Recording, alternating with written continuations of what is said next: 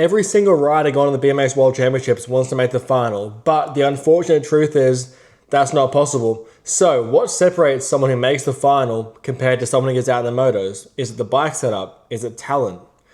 Is it their fitness?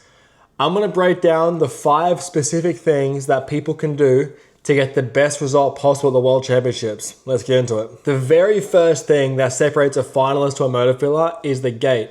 Almost every BMX rider is obsessed with the gait, and I hear things like, my gait's worse than his, I'm too slow down the hill, I need my time to hit a 2.42 so I can actually win the race. But in reality, the gait is about 2.2 to 2.3 seconds of the race. So you've got a whole 34 seconds to make some moves up. So we're gonna get out of our head thinking that the gait's the end all be all. It is important, but the real race comes from the track. You've still got 3 straights and 3 turns after the gate, but the problem with this is that when you're on the gate thinking that the person next to you is faster than you, or thinking that, oh, I'm gonna get chopped out of the gate, what's gonna happen? You're gonna perform horribly. So make sure when you're on the gate, your mental game is strong and you're ready to go out there and you believe that you are the best. You're only as good as your brain tells you are. The guys who are racing and who make the finals aren't on the gate thinking, oh my gosh, this guy in lane 6 is gonna beat me out of the gate, so I'm gonna chase him the whole way. They're on the gate thinking, I'm the best person on here, I'm gonna smash everyone. And then what do? They go out there and they smash everyone because they do what they think. And I'm not saying having a good gate isn't important, obviously it's important, but if we just look at gate times, we're gonna get past on the track, we're gonna get in our own head, and you've lost the race before it even starts. The race is 36 seconds, so make sure we use the whole lot rather than just the first 2 seconds. The second thing is having an intentional line choice, and this is something no one talks about, and I swear it is so underrated. But when you're racing all the time, you get out of the gate and it's kind of single file, you might pass the turn here. The riders who are making the most moves and achieve the best results, they're not riding behind the rider in front hoping for a lucky pass. They're sitting there and they come out of the turn and they're already setting up the second turn, setting up the third turn, setting up a pass on the last straight. If you watch Jesse at the Oceania Championships versus Isaac, you can see from the second straight, he's already lining him up. He makes some moves, makes some ground on the second straight. Down the third straight, he sets him up. Down the last straight, he passes. If he was just following Isaac, that would never have happened. So make sure when you're riding, you're thinking ahead. You're not just thinking about surviving on the track now. That's what practice is for. You should have it dialed in now. You should be thinking the whole way down the track. Where can I pass? How can I set this up?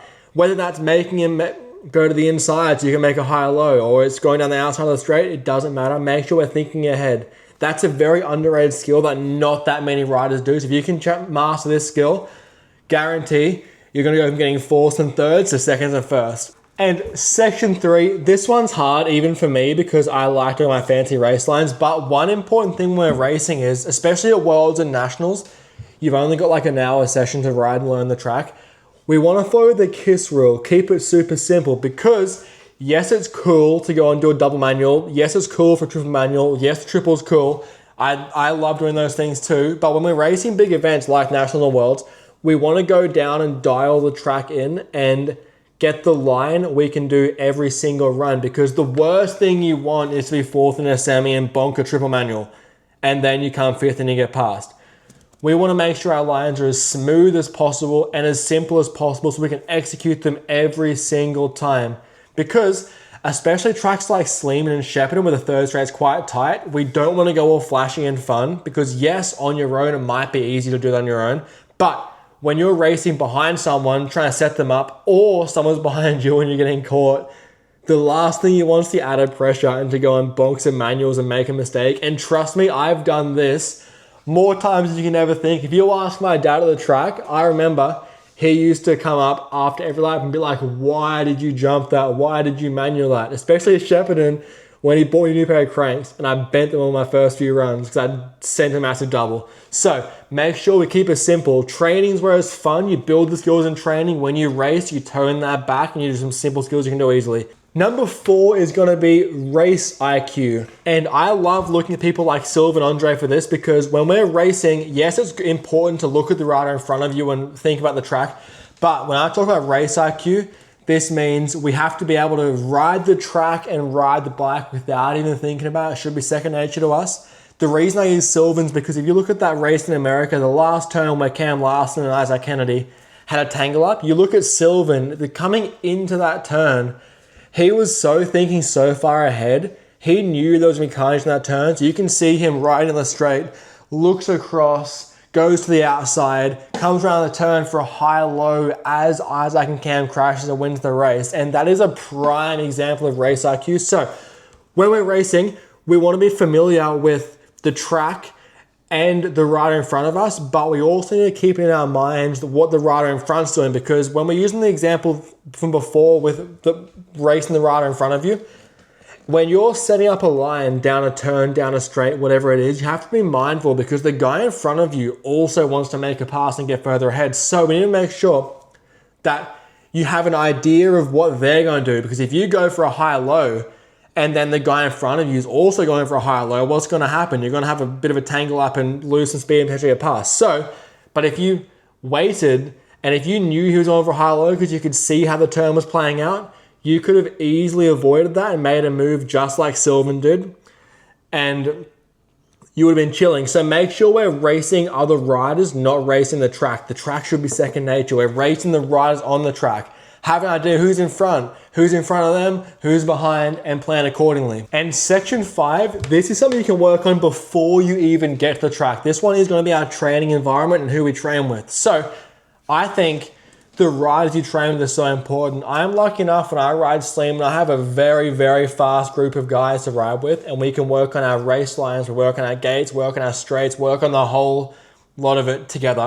And that means when you go to the track and you race, yes, you're familiar with the track and you have the lines down pat, but you're also ready to race because you've done all these different lines. Nothing's going to freak you out at all. So I would definitely suggest before we come into the Worlds and Nationals, if you can, try and get a little crew. It could even be an example at Wednesday night. It could even be a few guys that ride Wednesday night practice with you and you just go there and have a chat and do runs with them. And you can both modify your sessions to ride together because the old quote is iron sharpens iron, so make sure we're riding with someone else and we're trying to improve, because the goal in BMX when we're racing, it is an individual sport, but when we train, we can use other people just like they can use us, and we can both progress and get better and better and better and better, because we don't want to be skillful and fast in practice and crap the bed in racing. We want to make sure that we have trained these lines as well.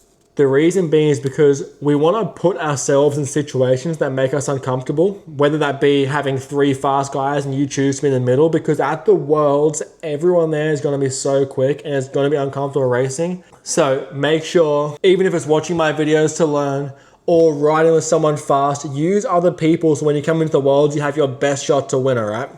All right, there it is. We've broken down the gate, our line choice, consistency, race IQ, and training environment. These are all things that are so important to BMX. Make sure, and if you learn one thing out of my video, I would definitely recommend your training environment. Make sure you're riding with people who are fast, even if they're older than you. Ride with someone fast and you go and practice with them, and it can help you a lot. If you do want some more help from me, you can message me on Instagram and I can always give you some feedback, or you can work with me and train with me.